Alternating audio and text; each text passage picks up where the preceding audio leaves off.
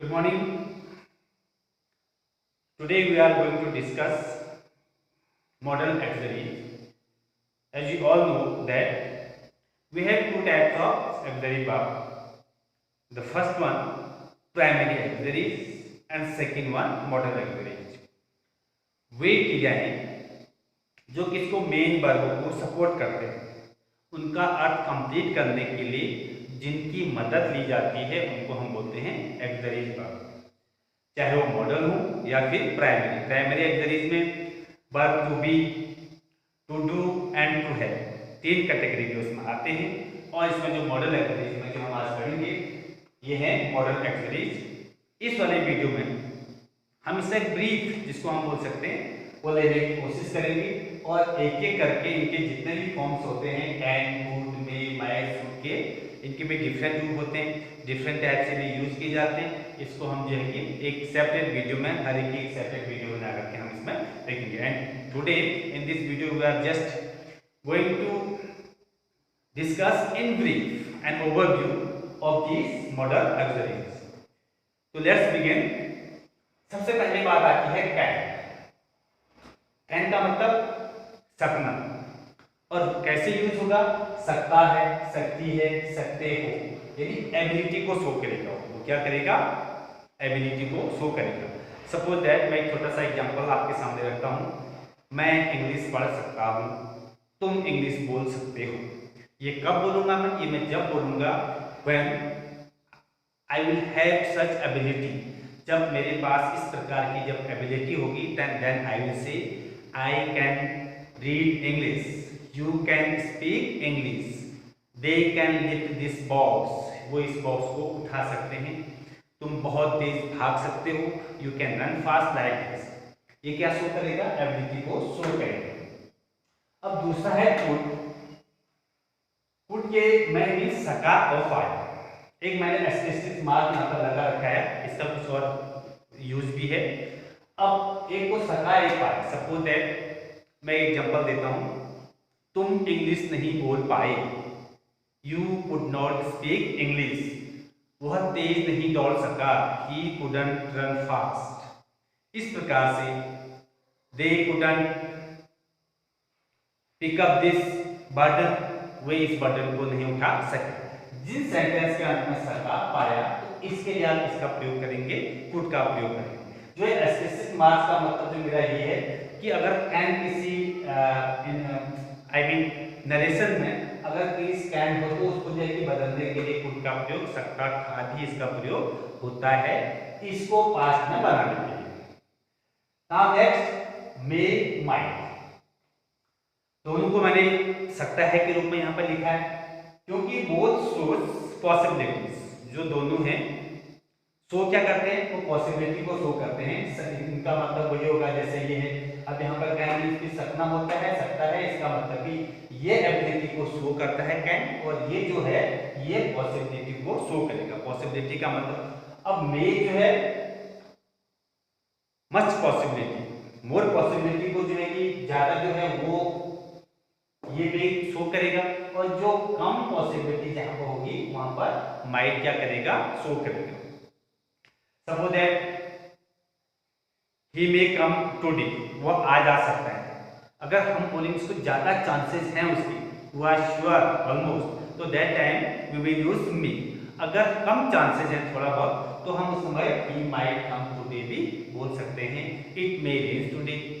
जैसे मैंने इंग्लिश बोलने की बात करी, मैंने बोला कि मैं इंग्लिश पढ़ सकता हूं। अगर मेरे को suppose that if I am just showing possibility, तो दैट टाइम मैं वहां पर कैन की जगह पर भी मैं मे का प्रयोग कर सकता हूं, यदि मैं संभावनाएं को प्रकट कर रहा हूं तो सकता है, सकती है, यानी it may rain today, it might rain tomorrow. इस प्रकार से मे का प्रयोग सीख सकता हूं, सकते हैं, सकते हो, इसके लिए। अब एक मे का जिस प्रकार से कैन का मैंने कुड बोला, तो उसी प्रकार से कैन मे का जो है कि डायरेक्ट से इनडायरेक्ट बनने में मे का वहां पर हम क्या लिखेंगे? माइट लिखेंगे। ये जो मैंने मार्क्स लगा था एक्स्ट्रा के। नेक्स्ट है हमारा शुड। शुड मीन्स चाहिए। चाहिए तुम्हें पता है, हमें लिखना चाहिए, वी शुड रीड, तुम्हें पढ़ना चाहिए, यू शुड राइट, उसको बच्चों को खेलना चाहिए, चिल्ड्रन शुड प्ले, सिंपल से जो सेंटेंसेज होते हैं उसमें हम किसका प्रयोग करेंगे, अब आता है मस्ट। मस्ट मीन्स भी चाहिए, लेकिन मैंने लिखा है जरूर, यानी थोड़ा सा जरूरी का बोझ जिसमें हो जाता है। जैसे मैंने बोला कि हम शुड के लिए you should go, you should ride, you should play, तो अगर सपोज दैट मैं बोलना कि तुम्हें हार्ड वर्क करनी चाहिए, जरूरी नहीं है कि उसमें जरूर लिखा है, लेकिन हम अपने ओर से जब मस्ट बोलेंगे तो दूसरा ये समझ जाएगा कि this work is necessary for us to do, तो हम बोलेंगे you must work hard, you must help the poor, you must go to school daily. यहाँ पर ये जो मस्ट का मैं उसका अर्थ क्या है, चाहिए ही है उसका भी, बट जो ये मस्ट है ये जरूरी का प्रयोग करा देता है। नेक्स्ट हमारा है और टू मीन्स चाहिए, शुड मीन्स भी चाहिए, मस्ट मीन्स भी चाहिए, लेकिन थोड़ा सा जरूर, और टू का मतलब भी चाहिए। हालांकि मॉडर्न इंग्लिश में इसका ज्यादा प्रयोग हो नहीं रहा है, लेकिन फिर भी हम डिस्कस कर लेते हैं। तो इसका मतलब मॉरल ड्यूटी जो होते हैं उसके लिए हम शुड का प्रयोग से हमें अपने मम्मी पापा की और टीचर्स की या अपने एल्डर्स की क्या करनी चाहिए, रिस्पेक्ट करनी चाहिए। We should obey to our parents, elders and we should obey, we should respect all our national symbols etcetera. इस प्रकार के हमारे मॉरल ड्यूटीज होते हैं, उनके लिए हम किसका प्रयोग करेंगे, इस और टू का प्रयोग हम करेंगे। नेक्स्ट आता है हैज टू, हैव टू। अब सेंटेंस में क्या होगा, करना है, करना पड़ता है। जैसे मैंने बोला कि मुझे रोज वीडियो बनानी पड़ती है, तुम्हें रोज लिखना पड़ता है, हमें बहुत मेहनत करनी पड़ती है या हमें बहुत मेहनत करनी है। इन सब के लिए ऐसे सेंटेंसेस के लिए हम किसका प्रयोग करेंगे, you have to work hard, तुम्हें कठिन परिश्रम करना है। They have to go back, उनको वापस जाना है या उनको वापस जाना पड़ता है।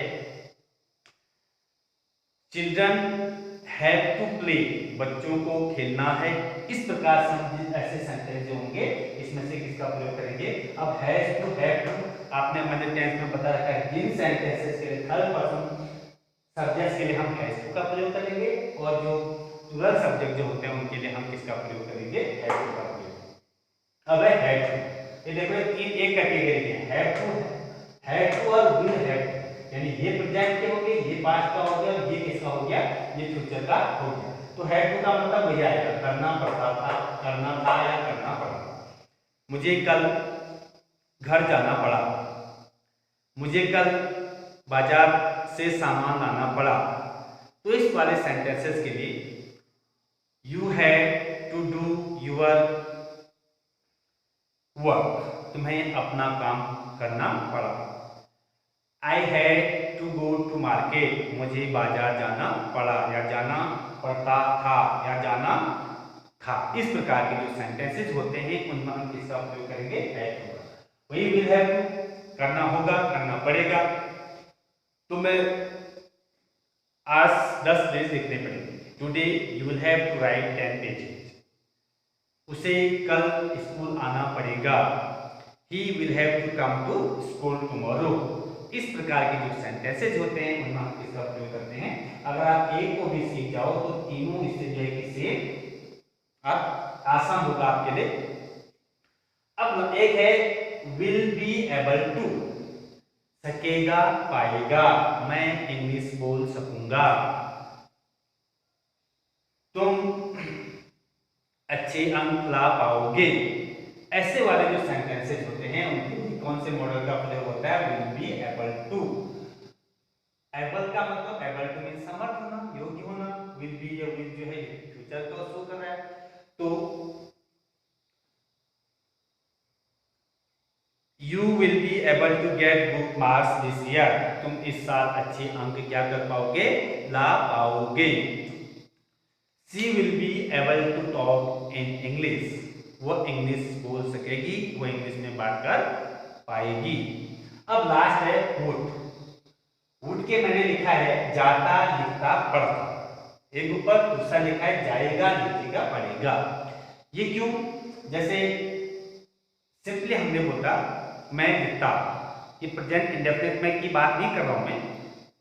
तो मैं लिखता अगर सिर्फ ये सोच के मैं बोलता तो I would write, you would speak, तुम बोलते, वह जाता, यू वुड गो। और इसी को मॉडर्न जो इंग्लिश में मैक्सिमम फ्यूचर के लिए भी इसका प्रयोग किया जाएगा, हम पर हम किसका प्रयोग भी करेंगे, विल को भी कभी कभी हम जो है कि वुड के बदले में क्या कर देते हैं, रिप्लेस कर देते हैं। इस वाले वीडियो में इतना ही। आई होप कि आपने इस वीडियो को एंजॉय किया होगा। और एक और सर कि इसी प्रकार से जब आप सिर्फ ये सेंटेंस को सीख करके ओरली जब फ्लुएंटली इफ आप क्या हो जाते हैं, फ्लुएंटली बोलने में सक्षम हो जाते हैं और भी ज्यादा प्रैक्टिस होगी, देन यू कैन से कि you have knowledge of models. In this video it is enough. Thank you, have a wonderful time.